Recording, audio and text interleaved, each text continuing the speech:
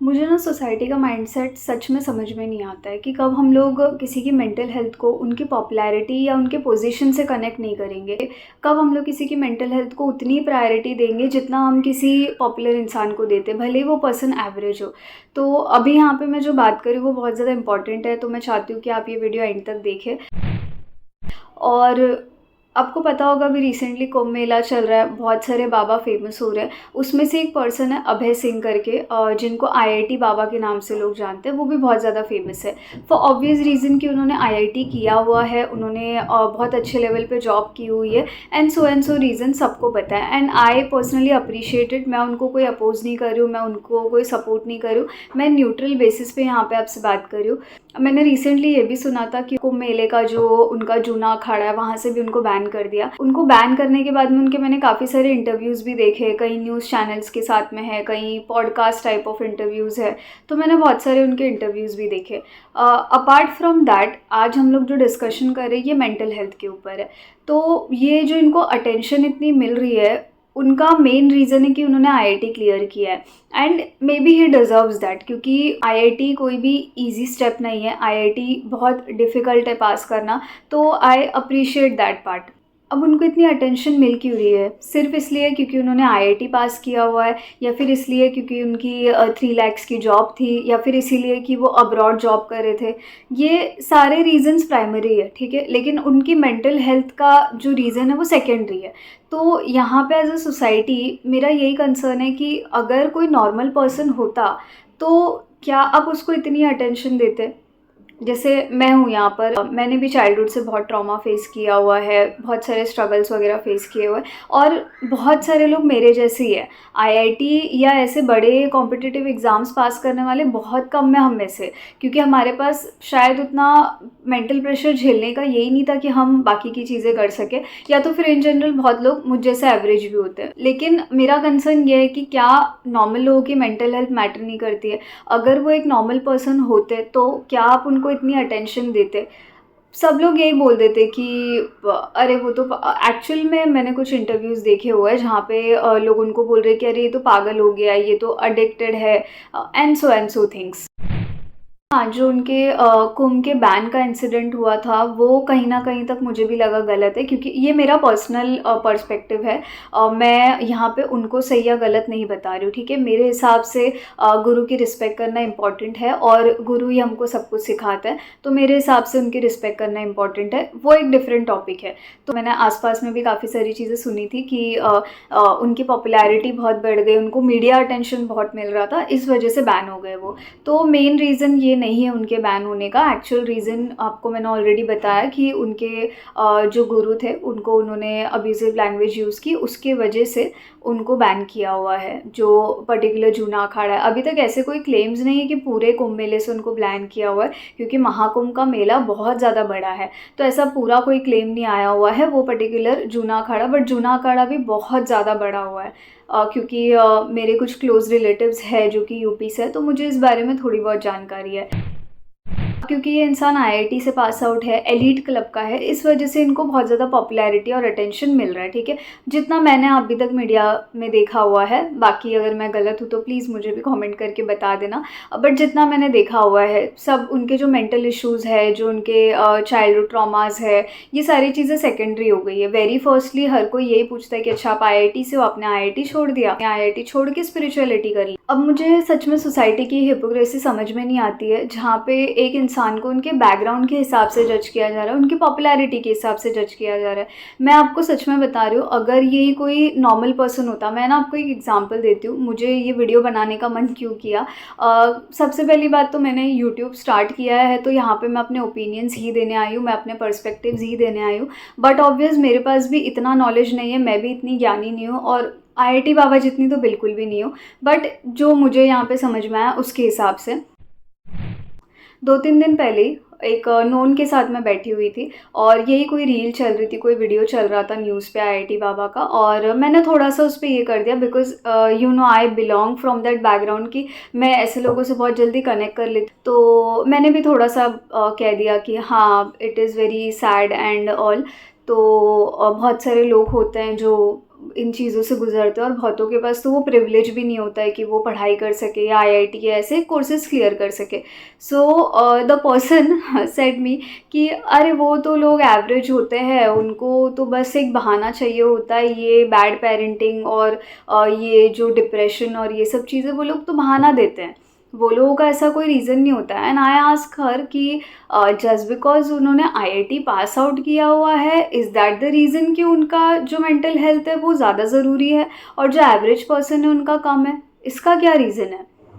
क्योंकि अगर आप किसी की मेंटल हेल्थ को, अगर उनको डिप्रेशन है, उन्होंने चाइल्डहुड में ट्रॉमास वगैरह फेस किए हुए हैं, तो ये सारी चीज़ें तो ऑलमोस्ट 90% बच्चों के साथ हो रही है। मैंने बहुत सारे कमेंट्स देखे जहाँ पे जो 90s किड्स थे उन्होंने लिखा हुआ था कि 90% बच्चों का यही है, कहीं पे उनको पैरेंटल बैड पेरेंटिंग फेस करनी पड़ रही, कहीं पे स्ट्रिक्ट पेरेंट फेस करने पड़ रहे, कहीं पे ओवर बर्डन प्रेशर, कहीं पे ओवर प्रेशर उनको फेस करना पड़ रहा है। तो ये सारी चीज़ें मैंने देखी हुई है।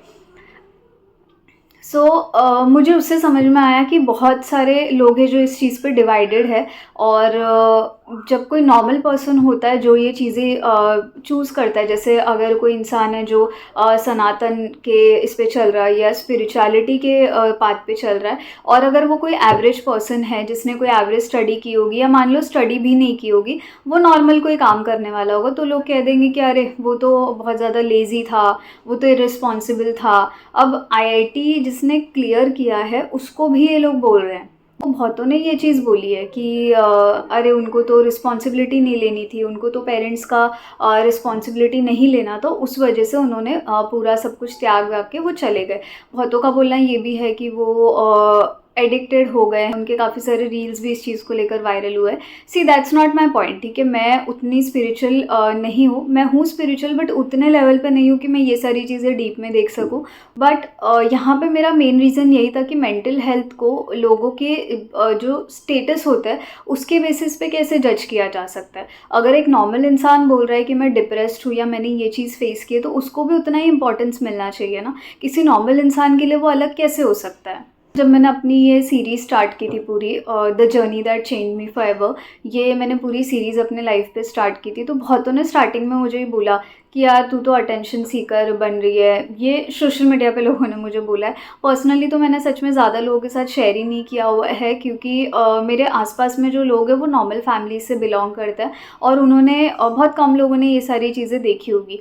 तो पर ऐसा नहीं है कि ये चीज़ें होती नहीं है, बस मेरे आसपास बहुत कम लोगों के साथ हुआ है। बट क्योंकि मैं एनजीओज़ और ऐसे जगह पे रही हूँ, तो मैंने लोगों का पेन देखा हुआ है, मैंने उनको मेंटली स्ट्रगल करते हुए देखा हुआ है, and it is really bad. क्योंकि आपके पास कोई नहीं होता तो वो बहुत डिफ़िकल्ट हो जाता है। तो उसके वजह से ही मैंने ये पूरा चैनल स्टार्ट किया कि कहीं ना कहीं जाकर किसी ना किसी को तो इस चीज़ का यूज़ हो जाएगा, किसी ना किसी को तो एक तरीका, कहते हैं ना कि निकलने का तरीका शायद मिल जाएगा। तो मैंने उसी के लिए चैनल बनाया था। Now back to the story. मैंने उनके फादर के भी कुछ इंटरव्यूज़ देखे हुए हैं, क्योंकि आईआईटी बाबा के वीडियोस जो वायरल गए तो मीडिया ने उनके फादर को भी इंटरव्यू किया। मीडिया इज़ क्रेज़ी, उन्होंने उनके फादर को भी इंटरव्यू किया और उनके फादर ने बहुत इमोशनल चीज़ें बोली। और उनका एक इंटरव्यू मैंने देखा था जहाँ पे उन्होंने कहा कि कौन से पेरेंट्स को चाहिए होता है कि उनका बच्चा सब छोड़ के, घर द्वार छोड़ के, आईआईटी की इतनी अच्छी डिग्री छोड़ के, सब छोड़ छाड़ के चला जाए। तो या at some point it is valid. See उनके जो पर्सपेक्टिव्स है, आईआईटी बाबा या अभय सिंह के जो पर्सपेक्टिव्स है वो स्पिरिचुअलिटी के हिसाब से, आप वो जो कॉन्सेप्ट अपनी डेली मोह माया वाली लाइफ में लगा रहे हो ना, उसको आपको दोनों को मैच नहीं करना चाहिए, ठीक है। और मुझे ऐसा लगता है कि सबके अलग अलग पर्सपेक्टिव्स हो सकते हैं, तो I am sorry if I offend you, but personally कहीं ना कहीं तक मैं उनसे डिसएग्री भी करती हूँ, कहीं ना कहीं तक एग्री भी करती हूँ। बट ओवरऑल जो मेरा कंसर्न है यहाँ पर वो है मेंटल हेल्थ को लेके, कि इतना मेंटल प्रेशर था उनके ऊपर और उसके वजह से कहीं ना कहीं उनको ये सारे इश्यूज फेस करने पड़े, बिकॉज़ उनका शादी से या ये जो ओवरऑल जिसको हम संसार कहते हैं उनसे उनका पूरा भरोसा उड़ गया। तब जाके उन्होंने डिसाइड किया कि he will follow the Sanatan path या फिर स्पिरिचुअलिटी। सो मेरा यही कंसर्न है यहाँ पे कि यार अगर कोई नॉर्मल इंसान है तो उनको भी उतनी प्रायोरिटी मिलनी चाहिए ना। यहाँ पे मैं सिर्फ अपनी बात नहीं कर रही हूँ, मैं आपको एक पर्सपेक्टिव यहाँ पे बता रही हूँ कि बहुत सारे लोग हैं मेरे जैसे जो हील नहीं कर पाते हैं, ठीक है। मैंने तो धीरे धीरे कर लिया, बट बहुत सारे लोगों को मैंने देखा है वो लोग हील नहीं कर पाते हैं और ये सारी सारे चीज़ों में ही उनकी पूरी लाइफ निकल जाती है। वो डिप्रेशन और एंजाइटी और ऐसे इश्यूज़ की वजह से वो कभी लाइफ में कुछ कर ही नहीं पाते हैं, ठीक है। क्योंकि ये बोलना बहुत ईजी है कि अरे आईआईटी बाबा ने तो उनके पेरेंट्स का झगड़ा चल रहा था, मारपीट हो रही थी, उसके बाद भी उन्होंने स्टडीज़ कर ली। सबके घर में उतना प्रिविलेज नहीं है, ठीक है। किसी का घर तो एक कमरे जितना छोटा है, उसमें 7-8 लोग रह रहे हैं, उसी में सब कुछ चल रही है चीज़ें। तो वो चीज़ें बिल्कुल भी ईजी नहीं है। जब आप किसी को सुनते हो ना ये बातें करते हुए, तो पहले उनका पर्सपेक्टिव भी देख लो, उनका बैकग्राउंड भी देख लो, उसके बाद ये चीज़ों में कंपैरिजन करो। तुरंत ये टैग मत दे दो कि उन्होंने किया तो आप भी कर सकते हो। ऐसा नहीं होता है, सबका अलग अलग कैलिबर होता है, सबकी अलग अलग झेलने की शक्ति होती है, मुझे जहाँ तक लगता है। मुझे ऐसा लगता है कि आईआईटी बाबा का जो एक एग्ज़ाम्पल है वो बहुत अच्छा एग्ज़ाम्पल है कि किसी के स्टेटस के हिसाब से आप उनके मेंटल इश्यूज़ को या उनकी मेंटल हेल्थ को कंपेयर नहीं कर सकते। जो एक सड़क पे काम करने वाला आदमी होता है ना, वो भी इस चीज़ से गो थ्रू कर रहा है, और जो बड़ी बड़ी मल्टीनेशनल कंपनीज़ में जॉब कर रहा है, काम कर रहा है, वो भी इस चीज़ से गुजर रहा है। तो दोनों की मेंटल हेल्थ उतनी ही ज़्यादा इंपॉर्टेंट है। I am really sorry again if I offended someone, but मेरा बस यही मानना है कि सोसाइटी में ये डबल स्टैंडर्ड्स नहीं होने चाहिए। आप अचानक से किसी एक पर्सन को एक दिन फेमस कर देते हो कि वो आईआईटी से पास आउट और फिर भी वो डिप्रेशन और इसकी वजह से उन्होंने सब कुछ छोड़ दिया। और मेन तो ये स्टोरी आई नहीं है बीच में, मेन तो सबका यही कहना है कि अरे उन्होंने आईआईटी किया था, ये किया था, वो किया था, और फिर उन्होंने छोड़ के पूरा स्पिरिचुअलिटी का पाथ ले लिया। तो वहाँ पे जो मेंटल हेल्थ वाला एंगल है वो आधे से ज़्यादा लोगों ने इग्नोर कर दिया। कुछ लोगों ने उनको अपोज करते हुए भी स्टेटमेंट्स दिए हुए, क्योंकि वो महादेव की भक्ति करते हैं। तो बहुतों ने कहा कि वो एडिक्ट है, उसके वजह से उनको सब कुछ छोड़ छाड़ के वहाँ जाना था, और उनको सिर्फ वो एडिक्शन के लिए एक सॉर्ट ऑफ पाथ उनको चाहिए था, एक सॉर्ट ऑफ मीडियम उनको चाहिए था। तो ये सारे इश्यूज़ पे डिस्कस करने के लिए आई गेस मैंने इतनी रिसर्च नहीं की हुई है। मैंने बिल्कुल भी रिसर्च नहीं की है, आप वो मेरे अटायर और मेरे बैकग्राउंड से देख सकते हो। मैंने रैंडमली बस डिसाइड किया कि मुझे इस बारे में बात करनी है, और आप लोगों से बात करके शायद आप लोगों को भी कुछ मिल जाए, और अगर आप लोग कमेंट्स करते हो तो शायद मुझे भी कुछ सीखने के लिए मिल जाता है। तो इस वजह से मैं ये पूरे वीडियोस बना रही हूँ।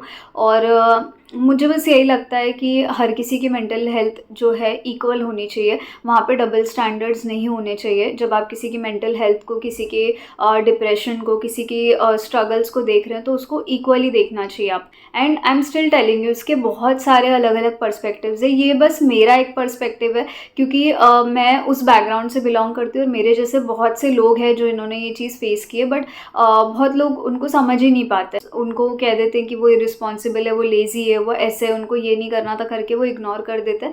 एट सम पॉइंट वो लोनली होकर के, वो अकेले होकर के कुछ एक मेजर और ड्रास्टिक स्टेप ले लेते हैं। और काफ़ी लोग अच्छे स्टेप्स नहीं लेते, let me tell you that, काफ़ी लोग अच्छे स्टेप्स नहीं लेते हैं।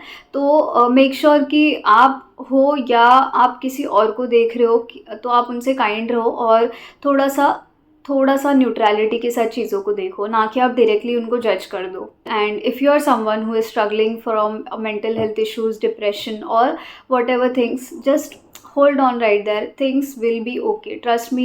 Don't take any drastic steps. Think carefully about yourself, love yourself very firstly, because things work out eventually. Look at me, so I'm rooting for you. Just take care of your mental health, and to all the other audience as well, please take care of yourself. बस इतना ही बोलना था। अगर आपको ये video पसंद आया हो, या फिर आप क्या सोचते हो, मुझे कमेंट्स में ज़रूर बताना। And I hope at some point this video can be helpful, and if you find this video helpful, or if you like it, please do subscribe my channel so that you can see my other videos as well. I'll see you in the next video. Until then, take care. Bye bye.